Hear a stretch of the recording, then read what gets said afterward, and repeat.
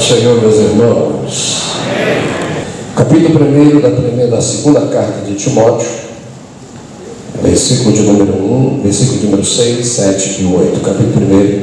Aos irmãos que estão no Facebook, na página da igreja, não é isso? ADEFS TV. Isso, vai falar em línguas estranhas. Né? Deus abençoe. Meus amados, glória a Jesus. Quando Paulo escreve a carta de Tessalonicenses, ele diz bem claro: me alegro porque o vosso testemunho tem chegado a outras igrejas e tem se tornado exemplo. A igreja na cidade de Feira de Santana tem sido uma bênção para o Brasil. Você pode adorar a Jesus por isso? Glória. Segunda epístola escrita por apóstolo Paulo a Timóteo, capítulo 1, versículos 6, 7 e 8. Por esse motivo te lembro que desperte o dom de Deus, que existe em ti, pela imposição das minhas mãos. Porque Deus não nos deu um espírito de covardia, mas de coragem, de amor e de moderação. Portanto, não se envergonhe do testemunho do nosso Senhor, nem do seu prisioneiro que sou eu. Pelo contrário, participe comigo dos sofrimentos a favor do Evangelho segundo o poder de Deus. Antes de sentar, vai estar no telão, se você quiser acompanhar o texto em sua escritura. Leia por gentileza após a minha contagem o versículo de número 7. 1, 2, 3.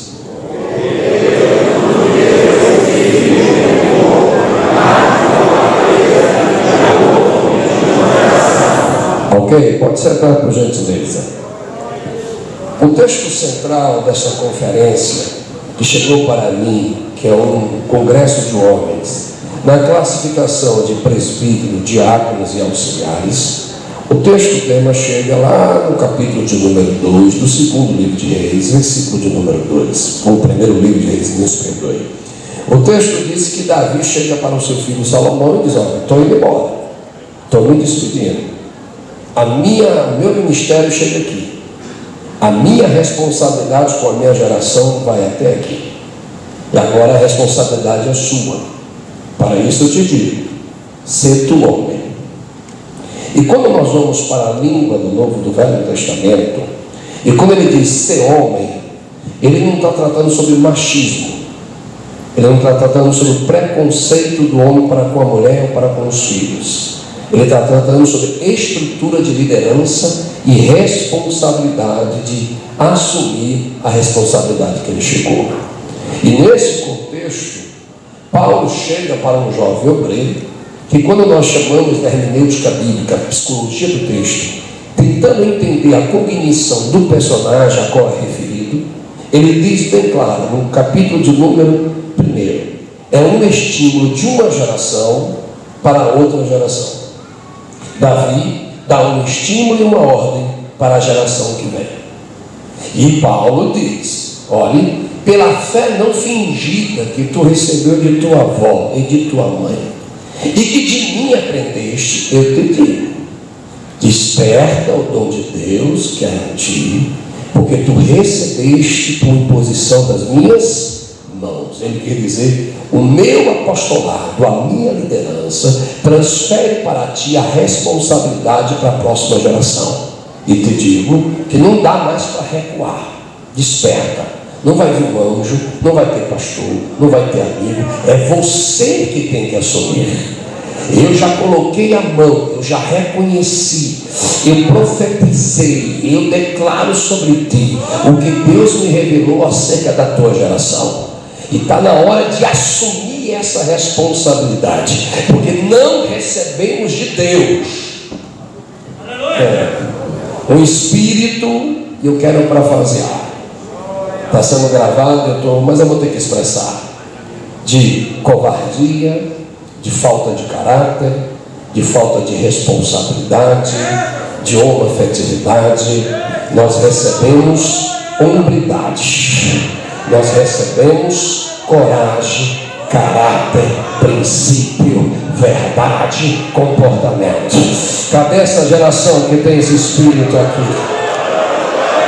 E a parte expositivo é explicado, porque, pelo que se entende, a personalidade ou a estrutura cognitiva do indivíduo evangelista Timóteo, a ele é reprimida pelas suas complexidades passadas, pela sua estrutura física presente e o medo do desafio futuro. Ou seja, o que reprime a capacidade de um ministro é a transferência de ontem, a falta de responsabilidade hoje e o medo de enfrentar amanhã. E esse tipo de comportamento já havia na geração de Timóteo e ainda na nossa geração. Eu tenho 41 anos, o pastor José deve ter seus 63. Depois tu fala o segredo. Está conservando. Mas vem para cá. A partir do momento que Paulo está admitindo que a geração de Timóteo é tentada a ter medo, é tentada a recuar, é tentada a não ter coragem de assumir a responsabilidade, Paulo vem e estimula ele. Você vai entender. Te digo que tu assuma, porque tu já recebeste de Deus ferramentas, recebeste de Deus a capacidade, recebeste de Deus o reconhecimento, recebeste de Deus a missão. Por isso, assuma isso e não se envergonhe do Evangelho. Não mude o Evangelho. Eu vou falar. Não vinha com essas expressões antropocentristas de um neoliberalismo teológico e filosófico que diz que a Bíblia tem que ser atualizada. Vamos assumir que somos escravos da ditadura do politicamente correto e do cancelamento. Não, pastor Gisel Gomes um dia pregou na conferência que eu estava pregando junto com ele por misericórdia, e a pregação dele foi: cadê o Deus de Elias? E eu, muito moço, meio atrevido, gritei no meio da igreja: e cadê os Elias de Deus? O Deus que usou Paulo não mudou, mas a pergunta é: Timóteo quer ser usado pelo Deus que usou Paulo? Acho que alguém não entendeu. O Deus de Paulo não mudou, o Deus de Elias não mudou, mas a pergunta é: será que na pós-modernidade ainda tem Elias de Deus para enfrentar o altar de Baal? Se tem, me ajude a adorar.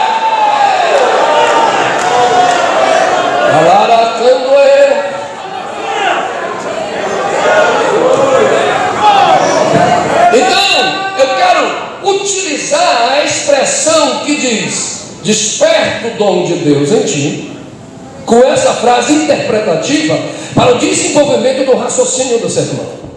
Eu quero usar essa frase: desperta a hombridade que há em ti, que recebeste de uma geração que passou para a minha e tem que ser passado para outra. Alguém pegou? A geração de Davi disse para a geração de Salomão: tem hombridade. A geração de Jesus passou para Paulo, que está passando para Timóteo. Agora a pergunta é: será que ainda existe homem nessa geração?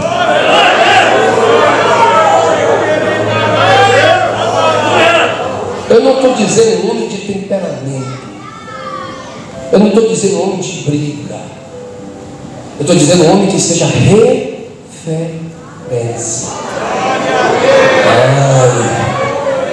Quando nós vamos aqui para a concepção de hombridade, é característica de quem é destemido, corajoso, honrado, ou que age e se comporta de modo íntegro e de modo digno.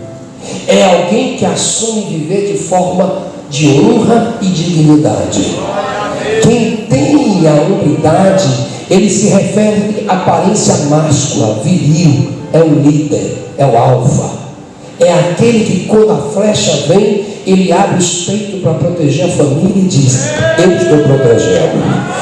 Hombridade é aquele que é marido de uma mulher só. Hombridade é aquele que compra e paga.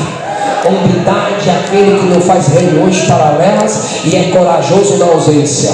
Ele é covarde porque só reclama na ausência, não tem coragem de olhar nos olhos. Hoje eu sou profeta de Deus nessa noite para dizer a alguém: Deus não conta com covardes e mascarados, Deus conta com quem tem coragem de assumir quem é.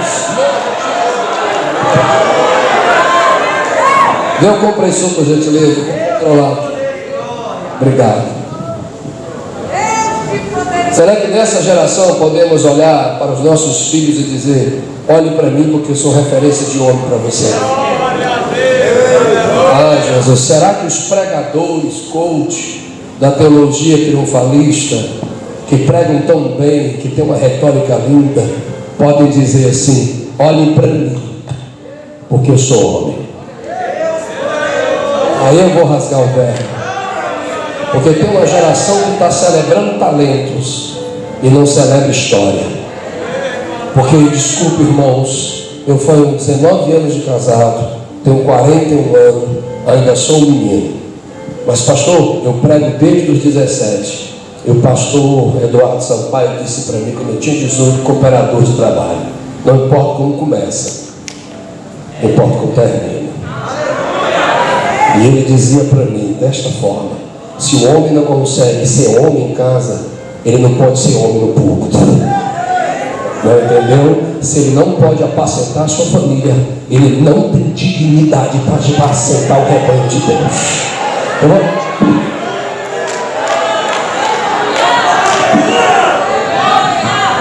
Desculpe, mas eu vou ser até um pouco mais agressivo.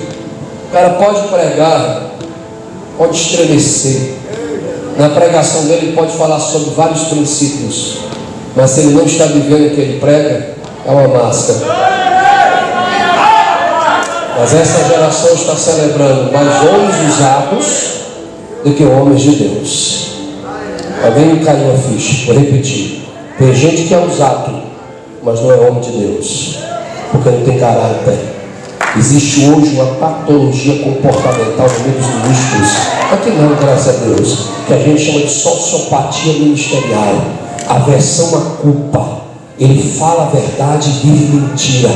Ele usa a tribuna de forma eloquente, mas tem relações sexuais ilícitas com as membros da igreja. Ainda engravida a outra, ainda continua sendo pastor. Não. Ele é pastor de homens, mas não de ovelhas. Porque se ele tem caráter, ele é o que é na segunda. Ele vai polemizar mesmo, ele é na terça. Pare de seguir.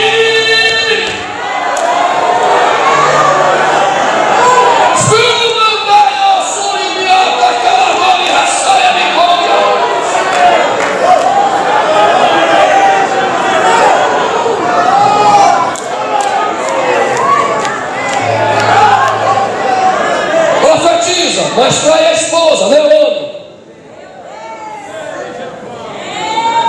Prega bonito, mas divide a igreja, não é homem.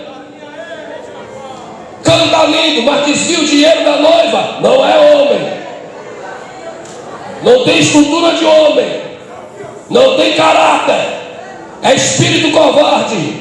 Usa do que é sagrado para enriquecer, usa o que é sagrado para manipular, usa o que é sagrado para prostituir. Mas o dono da noiva um dia vai botar na balança, e tudo que o homem semeia vai colher. Quem me ajuda a falar aqui?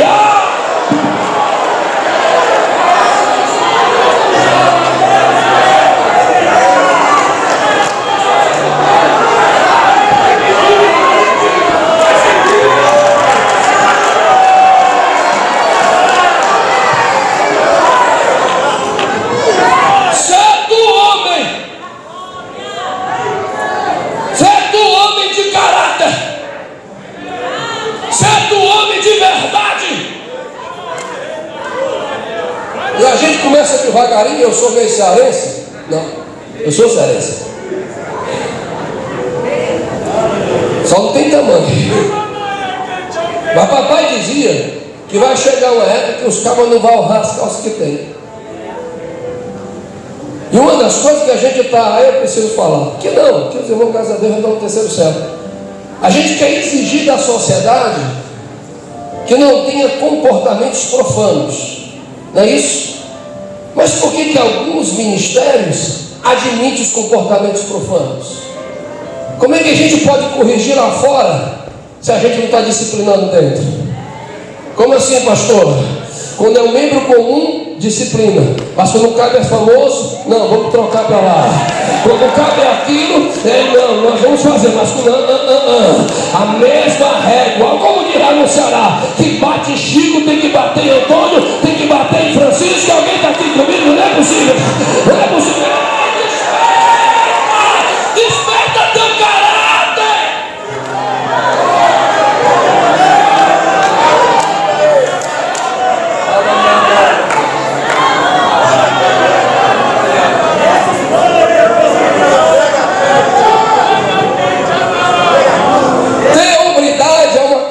Bastante apreciada, seja no contexto social, porque quem aqui é nordestino, nós somos nordestinos, e mesmo que o cabo não seja crente, alguém está me entendendo? Mas se o cabo tem caráter, ele é respeitado, sim ou não? Até na favela onde eu morei, chamado Inferninho, imagina que o lugar era ruim, imaginou? Pior aí para mim. Mas tinha um senhor lá chamado Seu Antônio, trabalhador, só uma marca 88, mecânico, eita, caba ignorante. Mas o traficante policial, o homem da esquina, dizia: o Seu Antônio, não mexe com ele, porque é homem de conduta. Ei, palavras convencem, mas exemplo. Eu preciso falar, eu preciso falar. Aleluia.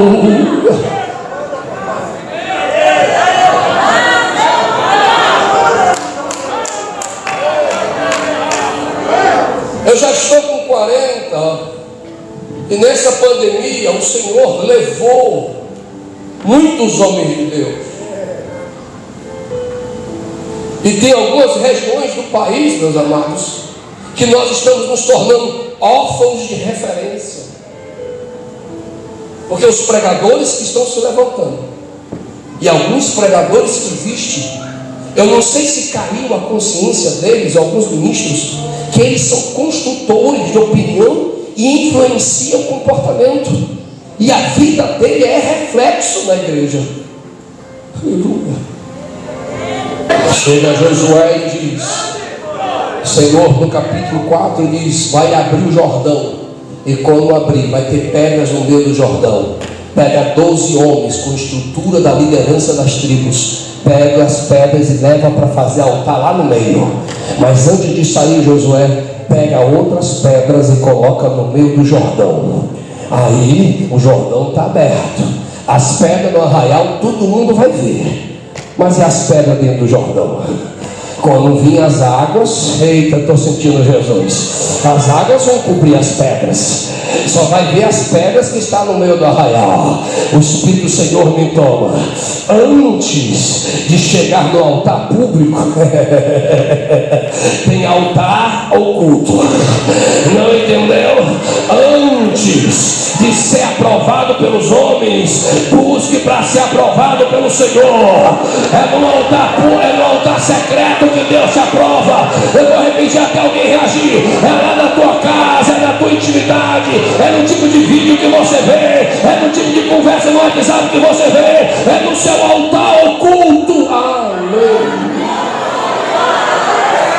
Eu acredito que quando eu ouvi pastor Sebastião Cuiabá, saudosa memória, bater no meu ombro junto com o pastor Rubens, saudosa memória, bater no meu ombro e dizer: meu filho, antes da fama, antes das grandes igrejas, antes das convenções, por favor, guarde o teu altar oculto.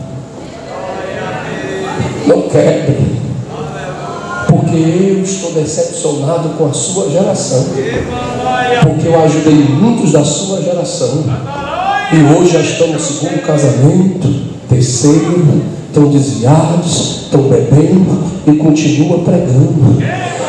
Eita, será que eu estou pregando besteira, meus pastores? Será que eu estou falando besteira? Pastor Divino Gonçalves faleceu, 83 anos. Foi o primeiro pastor convencional a me dar oportunidade com 21 anos para pregar numa convenção ainda solteiro.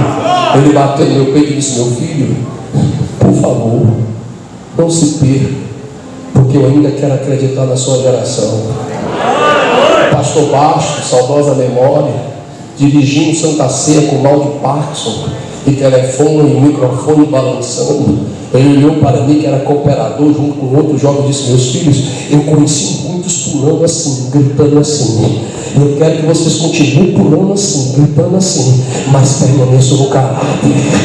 Tem muita gente que começou bem e terminou mal, mas eu não quero ser profano, eu não quero ser usado, eu quero ser homem de Deus. Eu quero ser homem de Deus.